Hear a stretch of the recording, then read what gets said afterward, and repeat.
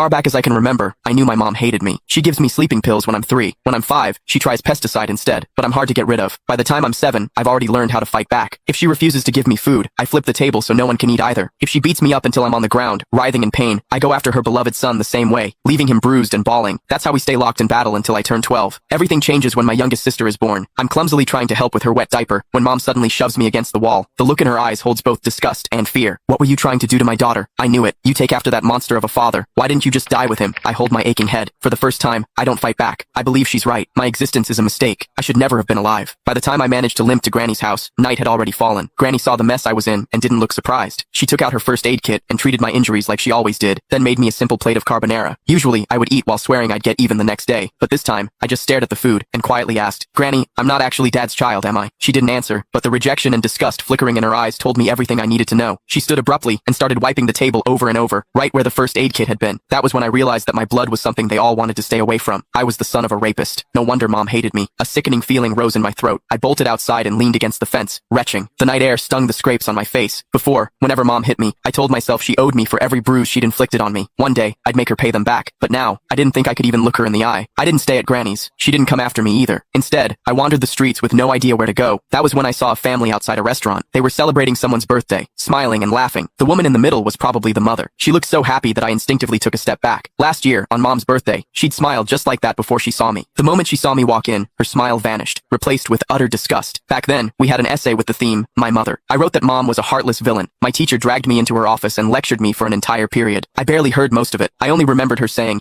"No mother in this world would ever stop loving her child." I believed her. I saved money from collecting recyclables and bought my mom a birthday cake. I just wanted a hug, the same kind she gave my brother, Casper Willis. But her frigid expression was like a stab in the heart. I felt like a fool, standing there with that cake in my hands. Anger overwhelmed me. When no one was looking, I went out and caught a couple of frogs in the garden. Then, I hid them in the cake. I could still remember the way she screamed when they jumped out. Back then, I felt a twisted sense of satisfaction. I thought she didn't deserve to be a mother. I thought she had it coming. But now, I know the truth. The one who didn't deserve anything was me. My existence itself had hurt her. As I watched that mother's smile through the restaurant window, I made a decision. This year for mom's birthday, I would give her a gift she would truly be happy with, one that would free her completely. I decided to die. Once that thought took root in my mind, my steps felt lighter. I even started planning how to do it without troubling anyone. I needed to do something that wouldn't leave a mess. But before I could carry out my plan, a patrolling officer spotted me and brought me home. Mom answered the door. As the door shut behind us, I stared at the floor, unable to meet her eyes. Her icy tone sliced through the air. "Why didn't you just die out there?" I almost snapped back, but I forced the words down before they came out. Still, as I stared at her back, I couldn't stop myself from asking, what would you do if I really did die? Would she be the least bit sad? "If you've got the guts, hurry up and do it. I'd celebrate." She walked straight into my sibling's room and closed the door. I stood rooted to my spot in the living room. After a long while, I wiped my face and let out a humorless laugh. Mom would definitely like the birthday present I had prepared.